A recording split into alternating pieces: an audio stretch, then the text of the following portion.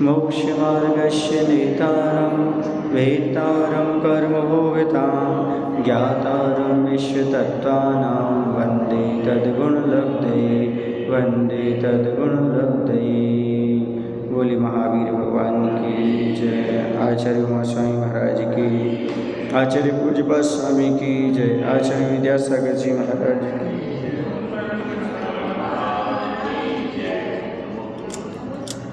अपना सूत्र पढ़ रहे थे अपन, 30 हो गया था। अब आगे ब्रह्मलोक से लेकर अच्युत पर्यंत कल्पों में स्थित स्थिति विशेष का ज्ञान कराने के लिए आगे का सूत्र कहते हैं। पृष्ठ 196 त्रिसप्तनवैकादश त्रयोदश पंचदशाधिकानि तु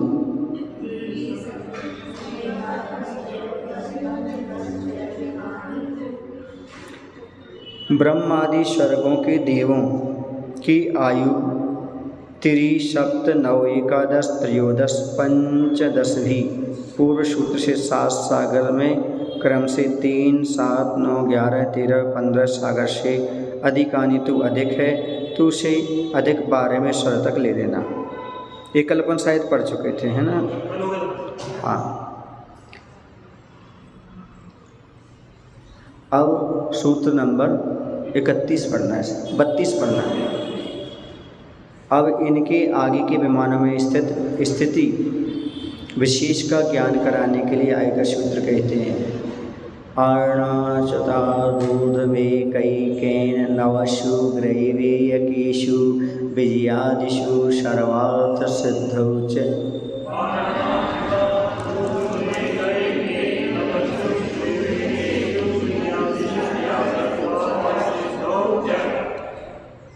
आरण अच्युतात, आरण अच्युत स्वर्ग से ऊर्ध्व माने आगे, नवसु ग्रैवेकेषु 9 ग्रैविकों एवं 9 अनिशों में, विजयादिषु विजय वैजयंत जयंत और अपराजित विमानों में, तथा सर्वासिद्धौचे और सर्वासिद्धि में ऐकेन एक एक सागर की वृद्धि करनी चाहिए।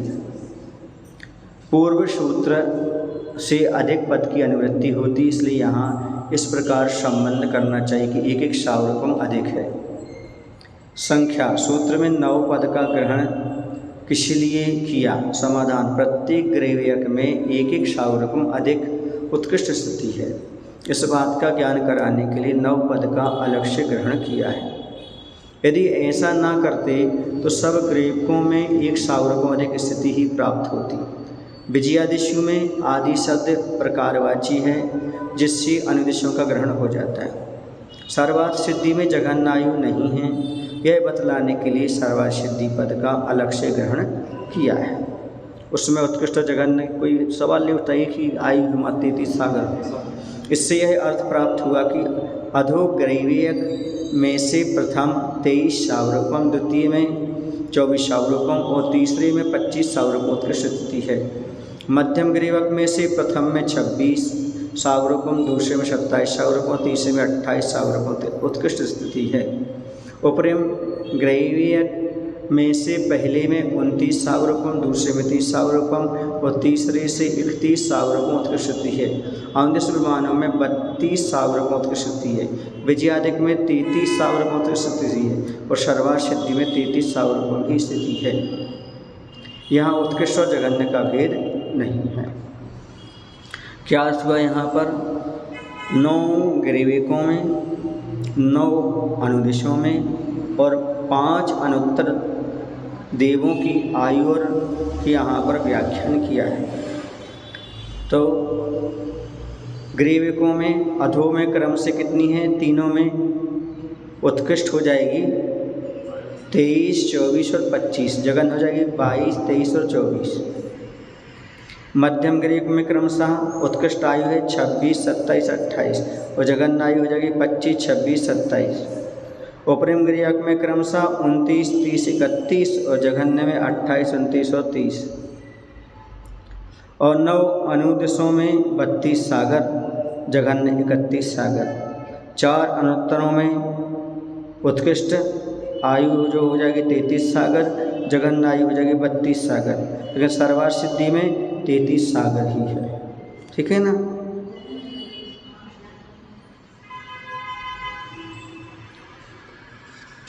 ये यहाँ पर इतना विवरण दिया है।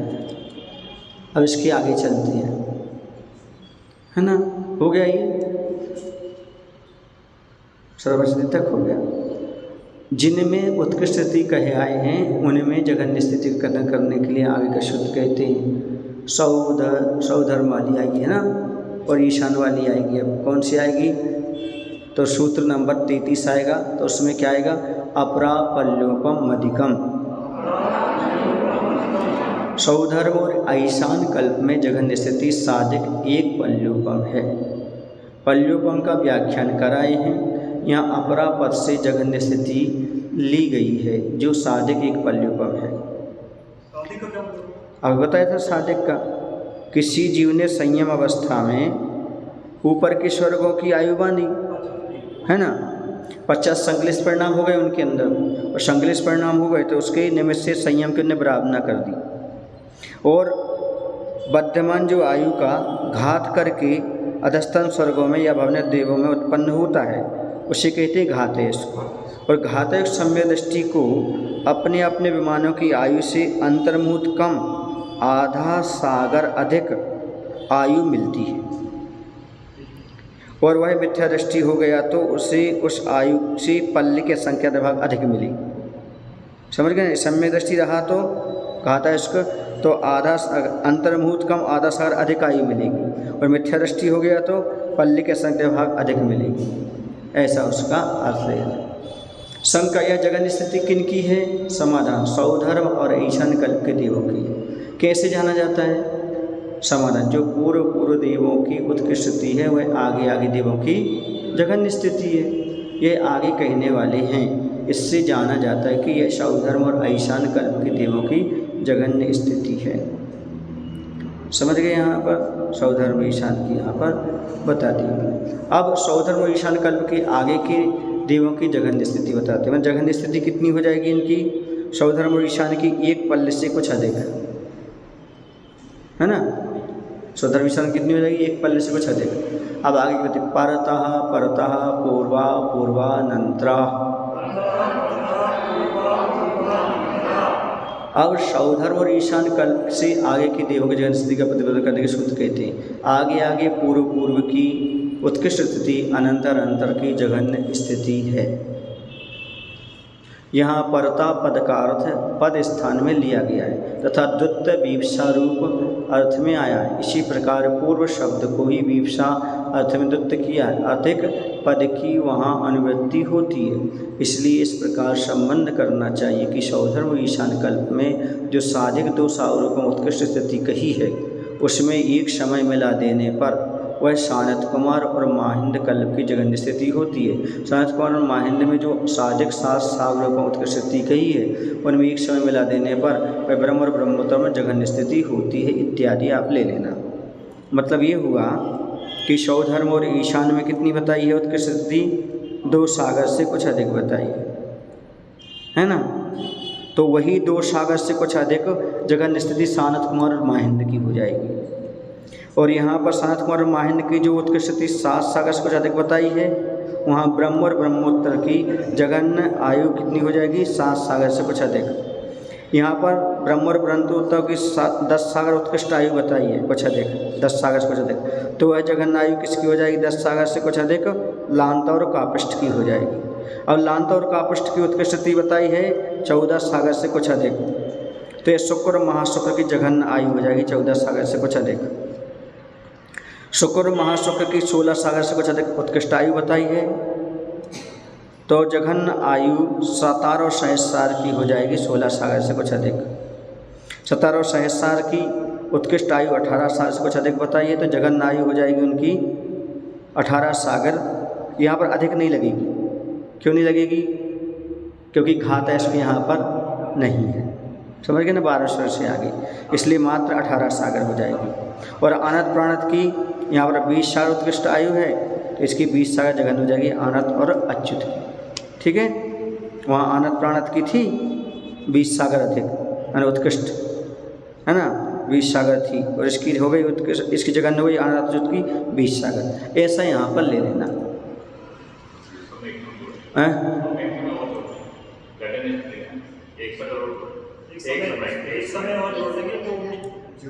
हाँ वो नहीं आता है अधिक से बस समाहित हो जाते चलिएगा। नारिकियों की उत्कृष्ट स्थिति यह कही आए पर सूत्र द्वारा अभी जघन्य स्थिति नहीं कही है। यद्यपि उसका प्रकरण नहीं है तो भी यहाँ उसका थोड़े में कथन हो सकता है। इस इच्छा से आचार्य ने आगे का सूत्र कहा है। नारकानाम च द्वितीयादिषु, क्या अर्थ हुआ इसका? दूसरे आदि भूमियों में नरकों की पूर्व की उत्कृष्ट स्थिति ही अनंतर अंतर की जघन्य स्थिति है। जैसी यहाँ पर है, जैसे देवों में ऐसे नारकियों में लेना। तथा सूत्र में 6 शब्द किस लिए दिया है? प्रकृत विषय का समुच्चय करने के लिए 6 शब्द दिया है। संघ का क्या प्रकृत विषय चल रहा है? परता परता पूरा पूरा अनंतर अपरा स्थिति, यह प्रकृत है। अतः 6 शब्द से इसका समुच्चय हो जाता है। इससे यह अर्थ प्राप्त होता है कि रत्न प्रभाव में नारिकियों की उत्कृष्ट स्थिति जो एक सागरोपम है वह शर्करा प्रभाव में जघन्य स्थिति है। शर्करा प्रभाव में स्थिति जो 3 पल्योपम है वह बालू का प्रभाव जघन्य स्थिति है इत्यादि लगा लेना। इस प्रकार द्वितीय आदि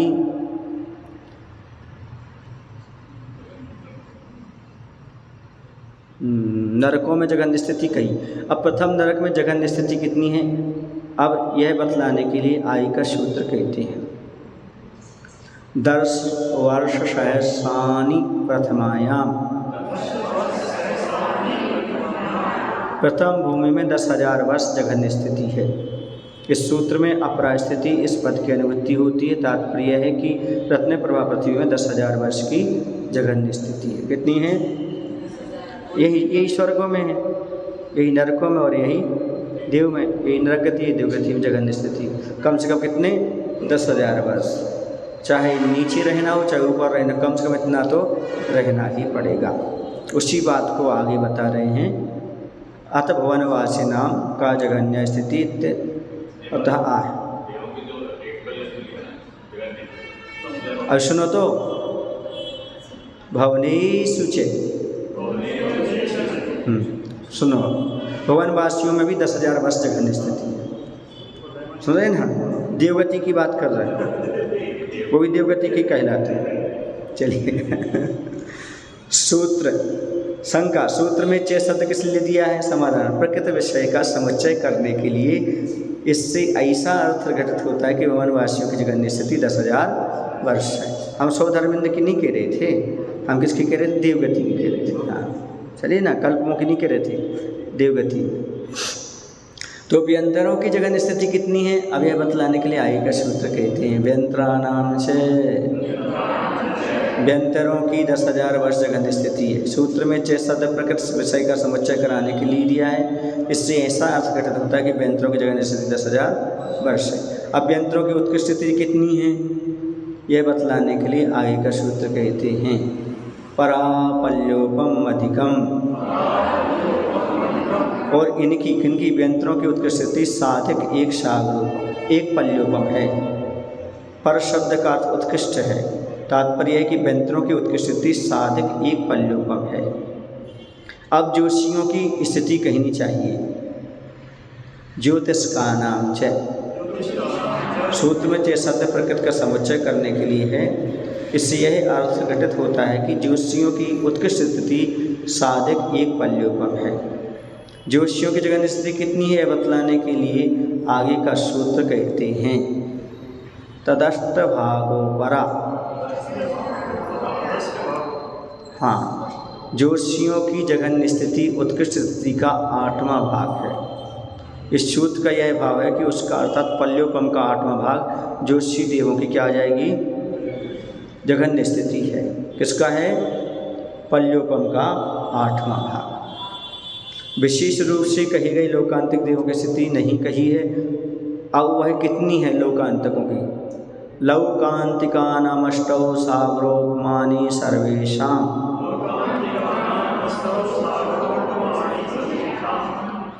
सर्वेषां सभी लोकांतिका नाम लोकांतिक देवों के जघन्य आयु एवं उत्कृष्ट आयु अष्टौ सागरोपमानी 8 सागर प्रमाण हैं।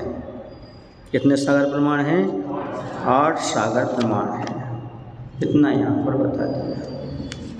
ठीक है, यहाँ पर देवियों की आयु नहीं बताई, इनकी नहीं बताई। तो दोनों एक सी होती, 8 सागर। हाँ 8। अब कल्पवासी जो देवियाँ होती ना, उनकी बताते अपन, है ना, पढ़ लें उनकी। इसमें तो नहीं है, इसमें ग्रंथ में, लेकिन त्रिलोक सारा आदि में आया है। किस में आया है? त्रिलोक सारा आदि में आया है कि इनकी उत्कृष्ट और जघन्य आयु कितनी होती है। तो इनकी जो उत्कृष्ट आयु होती है और जघन्य आयु होती है, तो 2 स्वर्ग तक उत्पन्न होती हैं ये मात देवियाँ, पहले और दूसरे स्वर्ग तक। तो जहाँ पर पहला स्वर्ग है और इसके साथ साथ क्या होती हैं, वो नियोग से जाती हैं, दूसरे, तीसरे, चौथे, 5वें, 6वें, 7वें, कहाँ तक जाती हैं? 16वें स्वर्ग तक जाती हैं। 16वें स्वर्ग तक जाती हैं तो उनके अपन लगा लेते हैं। सबसे पहले अपन को समझना ये है कि पहले स्वर्ग में उत्पन्न हुई कहाँ जाती हैं, दूसरे स्वर्ग में उत्पन्न हुई कहाँ जाती हैं। पहले स्वर्ग में उत्पन्न हुई जो होती हैं वह विषम संख्या वाले में जाती हैं, ठीक है ना। हाँ, और जो 2 दूसरे स्वर्ग होती है सम संख्या वाले में जाती है।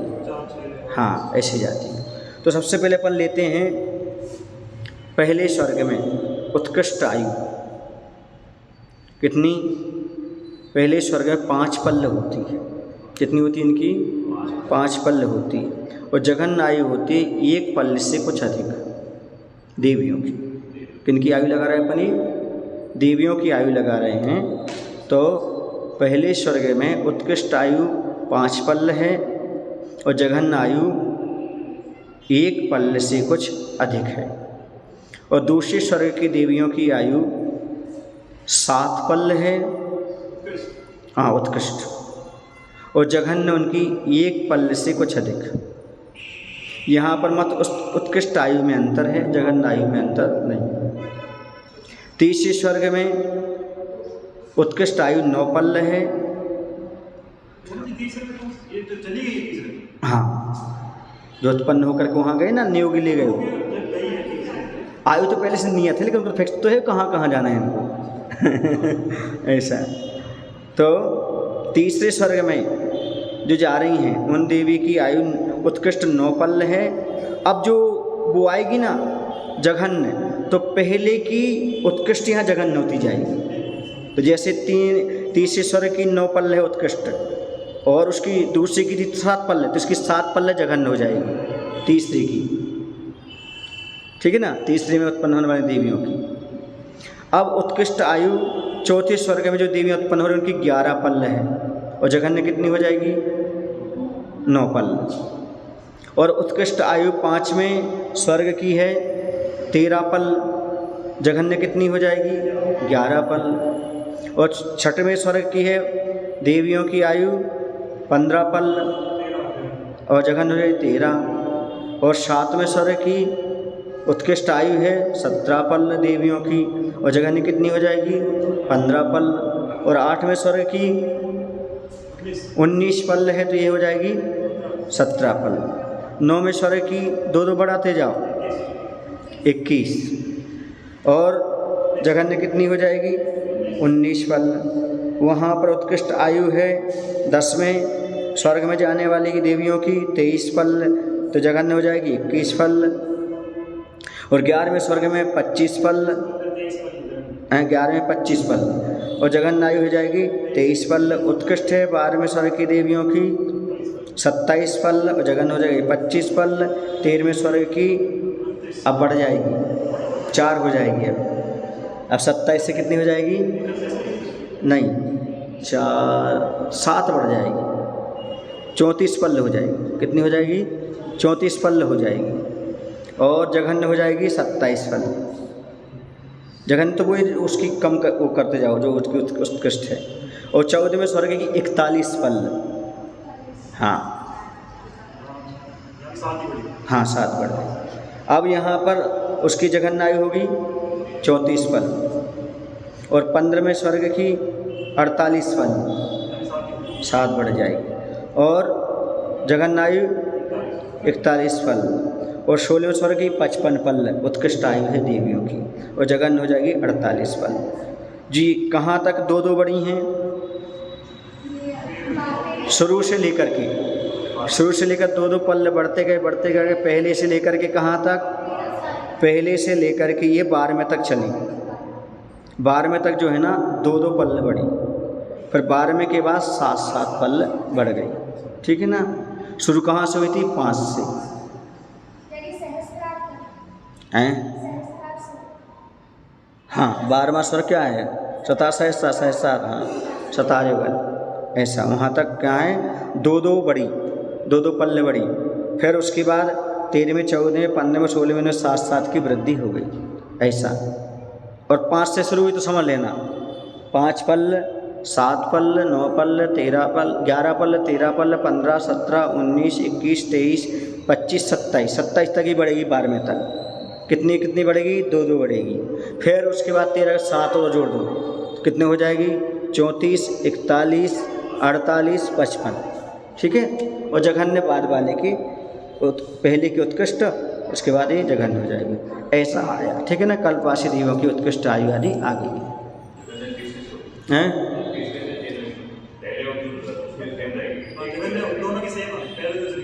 पहले दूसरे की जगह बिल्कुल बराबर रहेगी। दूसरे से ऐसा होगा, तीसरे से ऐसा होगा, मतलब दूसरे की उत्कृष्ट होगी तो तीसरे की जगन हो जाएगी।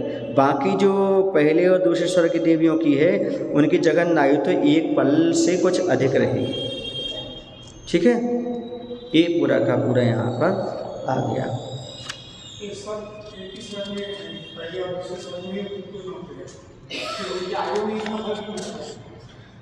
बताए ना जिसको जहाँ जहाँ जाना है वैसी वैसी भी आयुवान की आए हैं, वैसी वैसी जाएंगी वो। जन्म लेने का स्थान है बस जन्म लेने का स्थान है, बाकी आयु उनकी जहाँ जहाँ जाना है उतनी आयु उनकी अलग अलग रहेगी। उनकी सारी व्यवस्थाएं, सब व्यवस्थाएं हैं उनकी। भले एक ही वार्ड में 10 ने जन्म लिया आपके हॉस्पिटल में, सबकी आयु अलग अलग वो सब अलग अलग गांव के, वो वहाँ जाएंगे ऐसे हैं। जैसे देखो दिया जी एक साथ रहते हैं, एक साथ खाते पीते जन्म मरण एक साथ करते हैं, तो सबके कर्म का बंध अलग अलग होता है। तो जिस देव को जिसकी देवी बनना है तो वो पहले आ जाते हैं, वो पहले आ जाते हैं, पहले दूसरे स्वर्ग लेने देवियों उनको सब पता रहता है कैसे ले जाना है, क्या करना है। तुम कई बार तो कर चुके हो, कब पूछ रहे हो? चलिए और कावदी ज्ञान के माध्यम से जान लेते हैं, है ना। इन सब लोकांतिक देवों की शुक्ललिच्छा होती है और शरीर की ऊंचाई यहाँ पर दिया जा रहा है 5 हाथ होती है। किनकी? नहीं, ये यहाँ भी इसमें पढ़ रहे हैं ना अभी अपन। अविशिष्टा सर्वे ते शुक्ललिच्छा पंचहस्तोत्सीद शरीरा। इसी में किसमें? सर्वार सिद्धि में, जो सूत्र नंबर 42 है उसी की टीका में ही बता रहे हैं कि इन सब लोकांतिक देवों की कितनी आयु होती है उत्कृष्ट जगन्य? सब 8 सागरोपम होती उनकी, कोई भेद नहीं होता उनमें, 8 सागरोपम होती। अब उन्होंने आगे बताया कि इन सब लोकांतिकों की शुक्ललिच्छा होती है और शरीर की ऊंचाई 5 हाथ होती है। अब सबकी ऊंचाई नहीं बताई यहाँ पर, तो सौधर्म ईशान की कितनी होती है? 7 हाथ की होती है ना, अवगहना। फिर उनकी तुम्हारे 7 कुमार और महेंद्र की 6 हाथ की हो जाती, कम होती जाती ऊपर ऊपर, है ना। फिर ब्रह्मोत्तर की 5 हाथ की हो जाती है ऊंचाई। फिर लांतव कापिष्ट की नहीं, 5 की रहती है। ब्रह्मोत्तर और लांतव कापिष्ट दोनों की 5-5 की रहती है। फिर शुक्र और महाशुक्र, सतार और सहसार, इन चारों की 4-4 हाथ की रहती है। फिर आनत और प्राणत की 3.5 हाथ हो जाती है, और आनत और अच्युत की हो जाती है 3 हाथ। ठीक है ये। फिर इसकी अब आ जाती है ग्रीवक। ग्रीवकों की अधोग्रीवक क्रमशः 2.5 हाथ की रहती है, मध्यम ग्रीवक में 2 हाथ की रहती है, और अपने ग्रीवक में 1.5 हाथ की रहती है, और 9 अनुष्यों में भी 1.5 हाथ की रहती है। फिर 4 अनुत्तरों में और सर्वासिद्धि में 1 हाथ की हो जाती है। ऐसी इनकी ऊंचाई। नहीं, अधिकता की दृष्टि से बताया गया है, सभी की बराबर होता है। ऐसी मतलब जैसे हमारे यहाँ पे कोई 5 फीट 11 इंच का है, कोई 5 फीट नहीं उनकी तो ऐसी बराबर रहेगी। उस स्वर्ग में उस कल्प में जितने हैं उनकी सबकी बराबर रहेगी। हाँ। आपकी रहेगी। अवगाहना में उत्कृष्ट और मध्यम जगन नहीं है, एक सी उनकी अवगाहना है ऐसे। कहीं कहीं अनुदृश्य में अवगाहना 1.25 हाथ की भी बताई है, समझ गए ना। जैसे यहाँ अपन 1.5 हाथ की बताई अनुदृश्य में, और कहीं पर 1.25 हाथ की बताई, जैसे सिद्धांत सार दीपक आदि ग्रंथ में ऐसा भी बताया, समझ गए। थोड़ा सा अंतर रहता है और ज़्यादा अंतर नहीं रहता है। अब इन लोगों की आहार और श्वास की क्या व्यवस्था रहती है कल्पवासियों की? तो जितने सागर की आयु वाले देव हैं, जितने सागर की आयु वाले देव हैं, उतने 1000 वर्ष के बाद आहार ग्रहण करते हैं। माने एक सागर की आयु वाले हैं तो 1000 वर्ष बाद आहार ग्रहण करेंगे, एवं उतने पक्ष के बाद, कितने, जैसे एक सागर की आयु वाले देव हैं तो एक पक्ष के बाद श्वास ग्रहण करेंगे। जैसे 7 सागर किसी देव की आयु है तो 7000 वर्ष बाद आहार लेंगे और 7 पक्ष बाद श्वास ग्रहण करेंगे। ऐसा इनका प्रमाण होता है देवों का, समझ गए ना।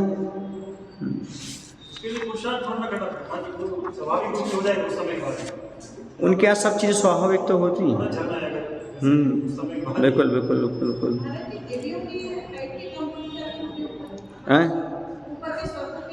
ये तो प्रश्न करने की बात ही नहीं है, क्योंकि स्वाभाविक है। वहाँ को मेल थोड़ी होगा, मेल ही होगा सब अच्छा। क्यों? क्योंकि वहाँ तो सब सुख है ना, सुखरूप है। इति इस प्रकार इति तत्वार्थ वृत्तौ सर्वा सिद्धि संगिकायाम चतुर्थो अध्याय समाप्तम। और ही बहुत सारी विशेषताएं चतुर्थोध्याय की मिलती हैं, जो यहाँ पर कुछ दी कुछ नहीं दी हैं, और भी ग्रंथों में मिलते हैं। जैसे उनके मुकुट आदि, आहार का अंतराल और भी श्वासोच्छ्वास का अंतराल भी खुलासा दिया गया है। कहो तो बता दें, है ना। जैसे असुर कुमार के मुकुट पर चिन्ह कौन सा होता है? तो असुर कुमार के मुकुट पर जो चिन्ह होता है वह चूड़ामणि का होता है। असुर कुमार देवों के जो मुकुट होते हैं उसका चिन्ह होता है चूड़ामणि का। और नाग कुमार के मुकुट सर्प रहता है। नाग कुमार उनका नाम ही है तो क्या रहता है, इसमें सर्प रहता है। सुपर्ण कुमार जो आजकल वर्तमान में जो टीवी पर बताते हैं, पिक्चर में बताते हैं, मुकुट पर नागार बना रहता है, उसको यही पढ़ करके तो सारी चीज़ें जाती हैं। बहुत सी लगभग 90% चीज़ों का जो आविष्कार हुआ है जापान आदि में, अन्य जगह जैन सिद्धांत को ही लेकर के आया है। 2 प्रोफेसर आए थे बीना बारे में आचार्य के पास, वो आकर के बता रहे थे कि ऐसे बड़े बड़े जैनों के ग्रंथ हमारे यहाँ रखे हुए हैं। कहाँ? जापान में रखे हुए हैं, चीन में रखे हुए हैं। सारे नए नए आविष्कार कौन कर रहे हैं? वही तो कर रहे हैं। गंधस्थी महाभास है ना, ऐसे ग्रंथ जो है ना वो अन्य लोग लेकर के चले गए, उसका उपयोग कर रहे हैं और टेक्नोलॉजी निकाल रहे हैं और करोड़ों रुपये कमा रहे हैं उसको।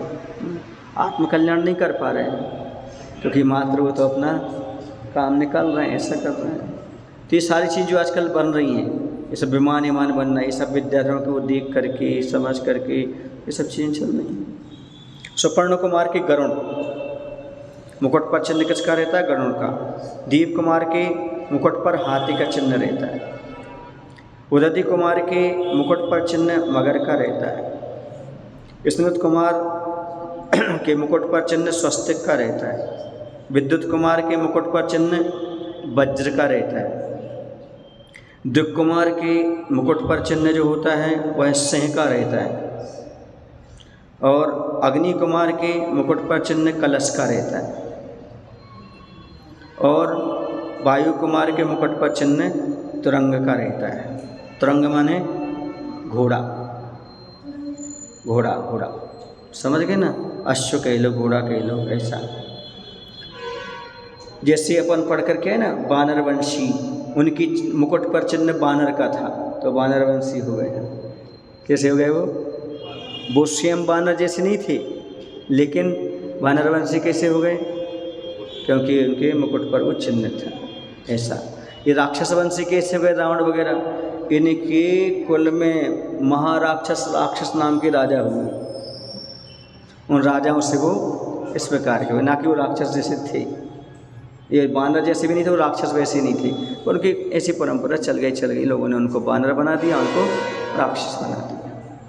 जबकि कामदेव थे हनुमान, तो कामदेव तो सुंदर रूप वाले होते हैं, सर्वांग सुंदर मनुष्य। अब आहार का अंतराल जो अपन पढ़ कर के आए हैं, तो यहाँ पर देख लेते हैं। अश्वर कुमार का आहार का अंतराल है 1000 वर्ष, और स्वाच्छ्वास जो है वह 15 दिन बाद। कितने दिन बाद? 15 दिन बाद एक बार स्वाच्छ्वास लेते हैं। नागकुमार का आहार का अंतराल है 12.5 दिन। हाँ, क्योंकि इनकी आयु उत्कृष्ट 3 पल्ले की है। समझ गए? और इनका स्वाच्छ्वास का अंतराल क्या? 12 दिन होते हैं, कितने हो जाएंगे? 12.5 दिन हुए, तो 12.5 मुहूर्त बार इनका स्वाच्छ्वास का आ जाएगा अंतराल। और सुपर्ण कुमार की आहार का अंतराल वही 12.5 दिन और 12.5 मुहूर्त का स्वाच्छ्वास का अंतराल हो जाएगा। दीप कुमार का भी यही रहेगा, 12.5 दिन आहार का अंतराल और स्वाच्छ्वास का अंतराल 12.5 मुहूर्त। अब यहाँ पर 3 का देखते हैं अपन। 3 कौन से देखते हैं? उदति कुमार, स्नत कुमार और विद्युत कुमार। इन 3 का आहार का अंतराल 12 दिन, और स्वाच्छ्वास का अंतराल कितना हो जाएगा? 12 मुहूर्त। ठीक है ना? 12 मुहूर्त लगा लेना। फिर दिक् कुमार, अग्नि कुमार और वायु कुमार, इन तीनों का 7.5 दिन। कितने? 7.5 दिन का आहार का अंतराल है। तो स्वाच्छ्वास का अंतराल कितना हो जाएगा? 7.5 मुहूर्त हो जाएगा। इसमें विशेषता क्या है? याद करने के लिए, समझने के लिए, अश्वर कुमार का जो है ना 1000 वर्ष है आहार का अंतराल, और वहाँ पर स्वाच्छ्वास का अंतराल 15 है। बाकी यहाँ पर 3 का लगा लो, नाग कुमार, सुपर्ण कुमार और दीप कुमार का 12.5 दिन है आहार का अंतराल, और 12.5 मुहूर्त हो गया स्वाच्छ्वास का अंतराल। किनका? नाग कुमार, सुपर्ण कुमार और दीप कुमार। फिर उदति, स्तनत कुमार और विद्युत कुमार, इन 3 का 12 दिन है अंतराल, और 12 मुहूर्त है स्वाच्छ्वास का। बाकी दिक् कुमार, अग्नि कुमार, वायु कुमार का 7.5 दिन आहार का अंतराल है, और स्वाच्छ्वास का अंतराल 7.5 मुहूर्त। ठीक है? अब इनकी अवगाहना, इनकी अश्वर कुमार की अवगाहना 25 धनुष है। समझ, जितनी ज़्यादा अवगाहना वहाँ पर है ना, उतना अच्छा नहीं माना गया। जितनी कम हाइट है उतना अच्छा माना गया। समझ गए? तो अश्वर कुमार की अवगाहना 25 धनुष है, नाग कुमार की अवगाहना 10 धनुष है, और सुपर्ण कुमार की भी। अब बाकी सबकी 10 धनुष है वायु कुमार तक। मात्र अश्वर कुमार की 25 धनुष और नाग कुमार के 10 धनुष है ना। मतलब एक ही मत लेके चलो, बस अश्वर कुमार के 25 धनुष है, बाकी सबकी 10 धनुष है। कहाँ तक कि नाग कुमार, सुपर्ण कुमार, दीप कुमार, रुद्री कुमार, स्नत कुमार, विद्युत कुमार, दिक् कुमार, अग्नि कुमार, वायु कुमार, सारे जो कुमार हैं अश्वर कुमार को छोड़ करके सबकी 10 धनुष अवगाहना है, और 25 धनुष मात्र अश्वर कुमार की है। ये इनकी व्यवस्था हो जाती है। किनकी?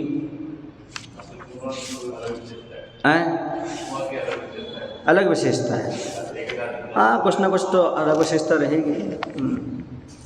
अब इन लोगों के चिन्ह सौधर्मेंद्र से लेकर के 16वें स्वर तक के चिन्ह देख लेते हैं। तो सौधर्म ईशान, इनके मुकुट पर चिन्ह है बराह और मृग का। सौधर्म की बराह का, बराह समझते हो? बराह माने शुकर, बराह। ठीक है? और ईशान का मृग माने हिरण, हरिण, उसका सही नाम है हरिण। जो हरि तृण खाए सो हरिण, हरिणाभिपोपी। आप लोग पढ़े ना उसमें, हरिणाभिपोपी, हरिण नाम है, हिरण हो गया उसका। क्या नाम था? हरण। जो हरी तृण खाए सो हरण, है ना। सानत कुमार और महेंद्र, तो सानत कुमार का भैंसा, उनके मुकुट पर जो चिन्ह है वह भैंसा का, और महेंद्र का मत्स्य, मछली। ब्रह्म और ब्रह्मोत्तर, मुकुट पर चिन्ह है ब्रह्म का कछुआ और ब्रह्मोत्तर का है मेंढक। और लांतव और कापृष्ठ का मुकुट पर चिन्ह है, लांतव का है घोड़ा का और कापृष्ठ का है हाथी का। और शुक्र का मुकुट पर चिन्ह चंद्रमा और महाशुक्र का मुकुट पर चिन्ह सर्प का। सतार वाले देव जो है ना, उसके मुकुट पर चिन्ह है खड्गी का, खड्ग, तलवार। और सहस्त्रार में छगल। छगल क्या होता है? बकरी, हाँ, छग छग छग छग, छगल बकरी हो जाएगी। और आनत का और प्राणत का एक ही है मुकुट पर चिन्ह, बैल का, है ना। और आरण और अच्युत का मुकुट पर चिन्ह है कल्प वृक्ष का। हाँ, दोनों का, आरण प्राणत का दोनों का बैल और अच्युत का कल्प वृक्ष है। ऐसे यहाँ पर बताया गया है। ये जो हमने आपको बताया यह त्रिलोक सार के अनुसार बताया। ये इंद्रों के मुकुट पे होते हैं, इंद्र होते हैं वहाँ पे, ये इंद्रों के मुकुट पे, इंद्रों के मुकुट पर हुए। सामान्य होते हैं उनके मुकुट, उनसे अपन बात करेंगे जब बताएंगे।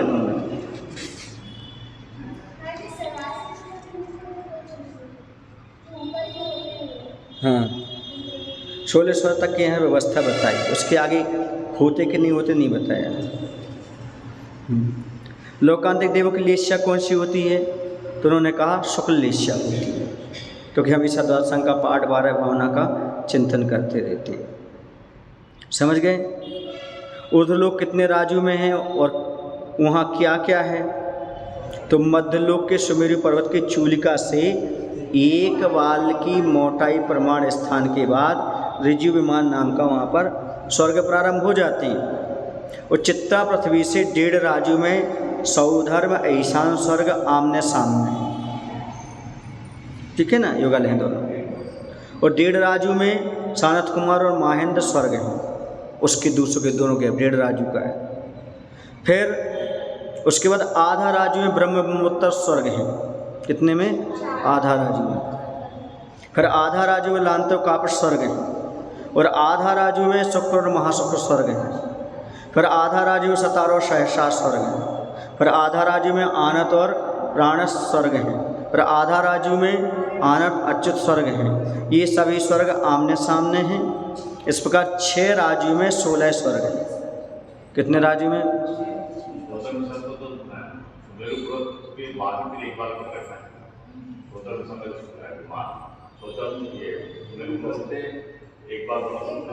तो नीचे से लिया ना अपन ने, चित्रा पृथ्वी से 1.5 राज्य हो जाएगा ऊपर। तो अरे चित्रा पृथ्वी से लेकर के जो मध्य लोक को लेकर के पूरा ऊपर तक 1.5 राज्य बन जाएगा, सौधर्म और ईशान तक। समझ गए ना? एक राज्य ही रहेगा, आधा में वो रहेंगे, तो 1.5 राज्य बन गया ना।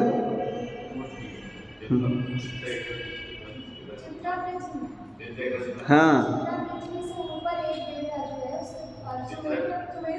तो वहाँ सुमेरु पर्वत की ऊंचाई भी तो ले ना पूरी। हाँ हाँ,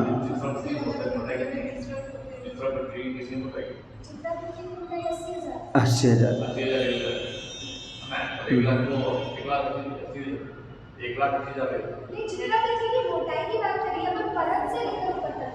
पूरे तक ले जा रहे हैं, अकेले उसकी नीचे की थोड़ी ले रहे हैं हम, पूरी ले रहे हैं, इतना ही है उसका।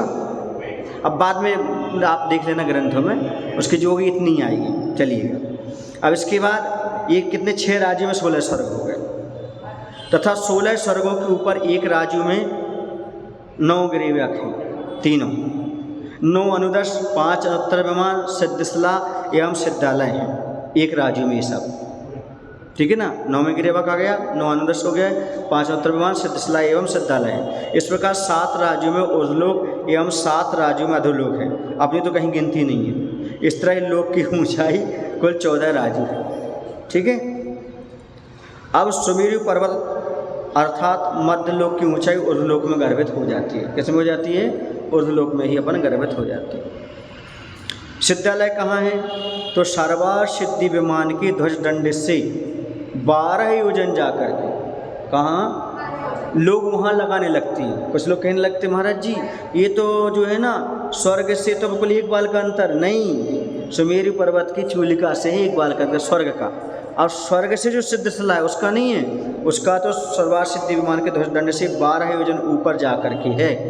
अष्टम ईशत प्रागभार नाम की पृथ्वी के बीचों बीच 45 लाख योजन गोल अर्धवृत्त एवं 8 योजन मध्य में मोटी चांदी एवं स्वर्ण की सदृश नाना रत्नों से परिपूर्ण सिद्धशिला है।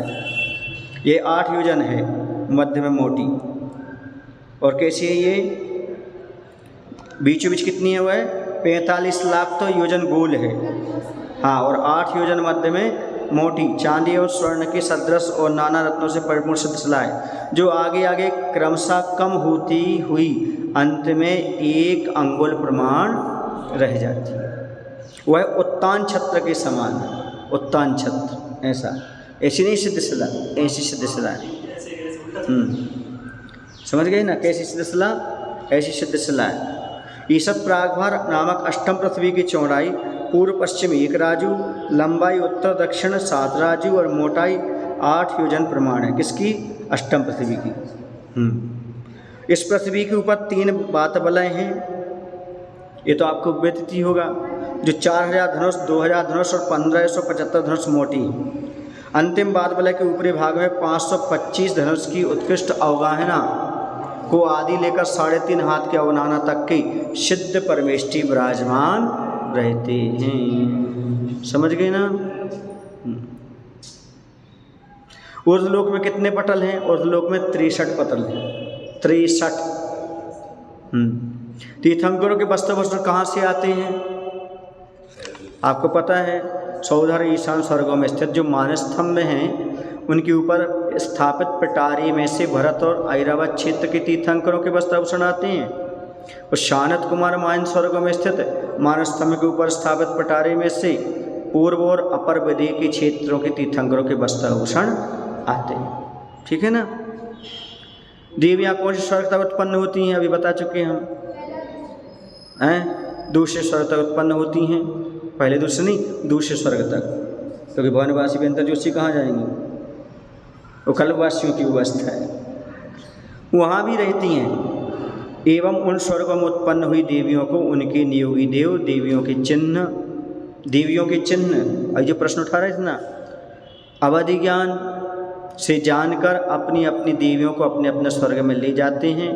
प्रथम स्वर्ग में उत्पन्न देवियाँ तीसरे, 5वें, 7वें, 9वें, 11वें, 13वें, 15वें स्वर्ग तक जाती हैं, अर्थात विषम संख्या में। पहले स्वर्ग में उत्पन्न हुई, दूसरे स्वर्ग सम संख्या में, दूसरे में भी रहेंगी, चौथे, 6वें, 8वें, 10वें, 12वें, 14वें और 16वें स्वर्ग तक जाती है।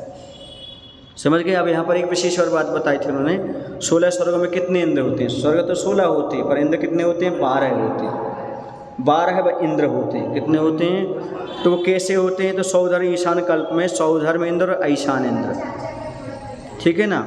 सानत कुमार माहेंद्र कल्प में सानत कुमार इंद्र माहेंद्र, ब्रह्मोत्तर कल्प में ब्रह्मेंद्र, यहाँ पर दक्षिण नहीं है।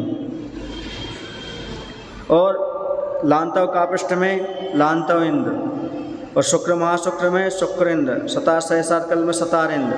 अब यहाँ पर जो 2 कल्प नीचे के आते हैं, आनत प्राणत कल्प में आनत भी इंद्र है और प्राणत भी इंद्र है, और अच्युत में आरण भी इंद्र है, अच्युत भी है। जो बीच की 4 रह जाते हैं, हाँ समझ गए ना? तो यहाँ पर क्या हो जाता है? 4 कम हो गए, तो 16 में से तो 12 रह गए, ठीक है ना? ऐसा में चलिएगा। सौधर में ईशान, सात कुमार माहेंद्र में, और अच्युत आनत प्राणत आरण अच्युत में, इनमें दक्षिण उत्तरेंद्र 4 होते हैं, बाकी बीच के 4 में 1 होते हैं, ठीक है ना? चलिए। हाँ हाँ 8 होते हैं, और ये नहीं, उत्तरेंद्र होते हैं 8, दक्षिणेंद्र तो पूरे के पूरे होंगे 8 ही होंगे, उत्तरेंद्र तो 8 ही होंगे, उत्तरेंद्र होते हैं 4। दक्षिणेंद्र सौधर्म कहलाएगा, उत्तरेंद्र ईशान कहलाएगा, बराबर। तो 4 उत्तरेंद्र हो जाएंगे और 8 दक्षिणेंद्र हो जाएंगे। दक्षिण पूरे 8 हो गए। हाँ उत्तरेंद्र 4। हाँ, ऐसा। इस प्रकार से ये 12 इंद्र, 8 4 12 और 8 5 यदि 13 होते तो छुट्टी की बेरा हो जाती। चलिए, इस प्रकार यह सर्वासिद्धि नामा वाली तत्वार्थ वृत्ति में चौथा अध्याय समाप्त हुआ। आयुष्सर्गम करोम्यम।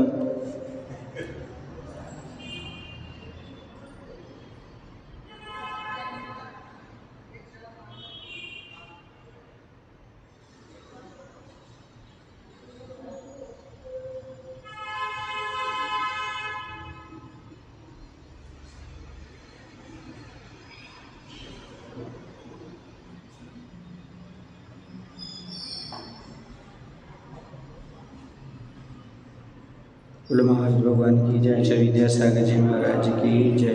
बोधि समाधि परिणाम शुद्धि शात्मोपलब्धि शिव शौक सिद्धि चिंता मन में चिंतित वस्तु दाने त्वां वन्दमान से ममास्तु देवी।